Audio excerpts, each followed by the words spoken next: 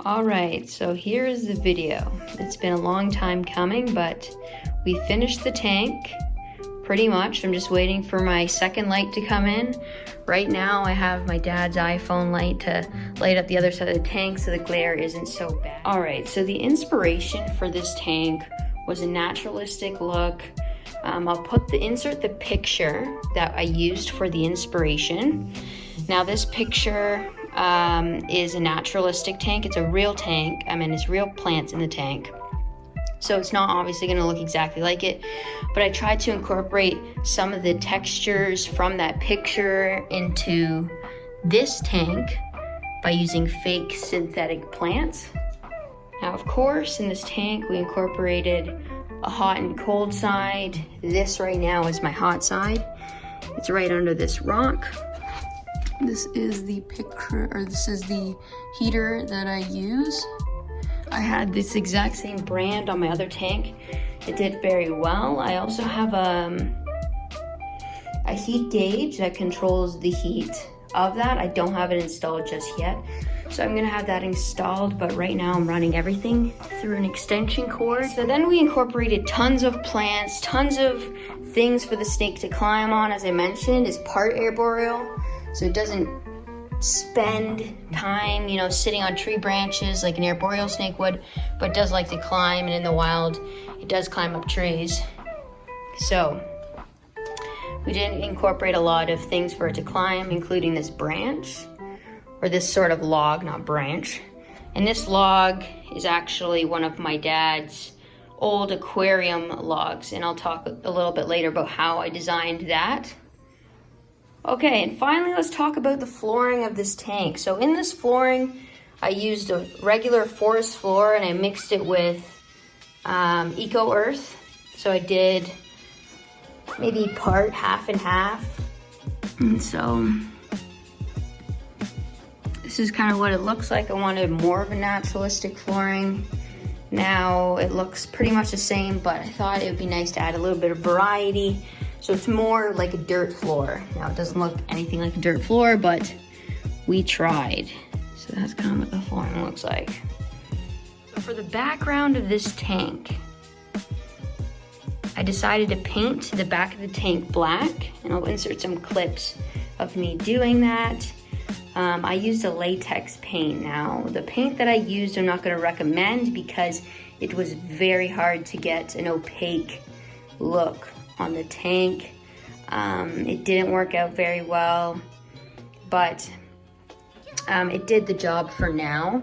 Now also, I went in and I did sort of a vine wall, and I did this with synthetic ivy that I bought from Amazon, and I hot glued it to the back of the wall, and I'll insert some clips as well, and filled in the empty spots with sphagnum moss that I also got off of Amazon. I'll insert a picture of the one that I used.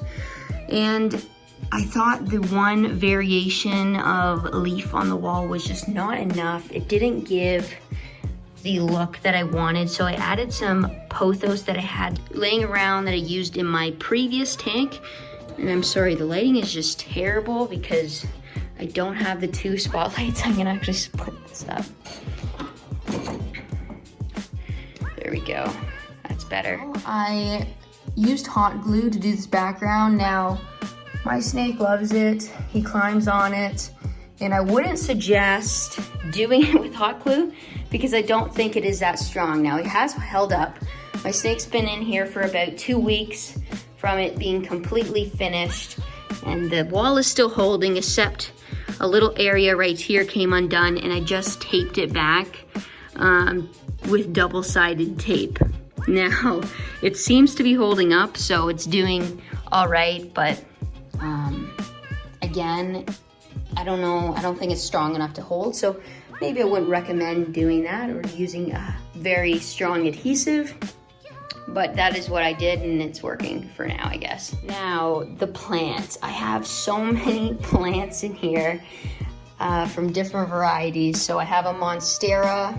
I have 2 Monstera plants, and which I got off of Amazon. And then I bought these plants in the back. Don't know what it is. I have no idea what this one's called. I got this one in the fern from the dollar store. And they were about, I think, $2 each. And then I got this little fuzzy thing, which actually wasn't this ball. I made it myself. I bought this off of Amazon. I wanted to do sort of a moss ball look.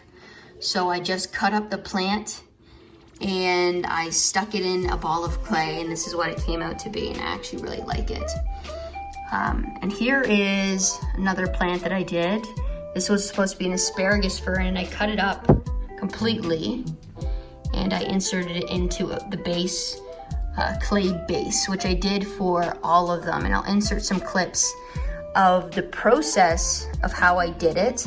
All I did was make the clay balls, stick the plants in it, and paint it to look almost like a rock texture, which you'll see in the videos, because right now they're currently buried under the substrate.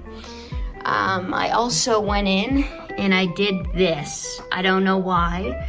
This is just a fake piece of grass. It almost looks like a golf course cut piece of grass that I used, and I just hot glued some extra ivy that I had from the backdrop, and also some little other weird textures, if you can see right here, into the grass, so it doesn't look so perfect. I cut that actually off of this asparagus fern. So this is kind of a whole bunch of things combined, glued together.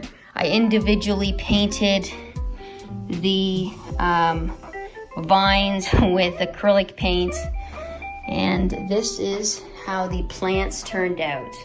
Now we'll talk a little bit more about the log. Now this piece of log is, again, as I mentioned earlier, from one of my dad's aquariums I no longer use. So I cleaned it up, I sanded all the edges down to smooth it out, and I filled in some areas with sphagnum moss, and also there were some holes in the log, so I filled that in with clay and hot glue, and kind of made it into one piece so the snake couldn't get inside the actual log. If you can see, he's right there under that log. He loves that log. He hides under all the time, and he also loves his rock. That's what I'll talk about right now, is the rock and how I made this naturalistic looking rock. Now, how I made this, and I'll insert videos in this, insert clips as well, is I made this out of a takeout container or a meal prep container that I had. I cut it and I made a little hide, and then I spray foamed it. And I spray foamed it, let it dry, and used a razor, and I smoothed out all the edges. And then once I did that, I had some concrete mix, and I basically painted the concrete onto the rock once it hardened.